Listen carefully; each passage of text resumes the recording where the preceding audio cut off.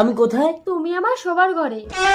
আমি তোমাকে ভালোবেসে ফেলেছি, তুমি কি আমার প্রেম প্রস্তাবে রাজি? না, আমি বিবাহিত। তোমার বাবা আমার বউকে তুলে এনে আটকে রেখেছে। আমি খুঁজে দেবো তোমার বউকে। চলো আমার বাবার পুরানো গোডাউনে গিয়ে দেখি। চলো। চলো।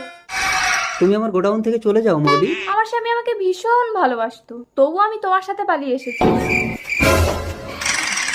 শুধু তোমার টাকা আছে বলে তাই, কারণ আমি জানতাম আমার ভিখারি স্বামী কখনো আমার স্বপ্ন পূরণ করতে পারবে না। বাহ মৌলি বাহ, আমিও আপনাকে ভুল বুঝেছিলাম, ক্ষমা করে দেবেন আমাকে।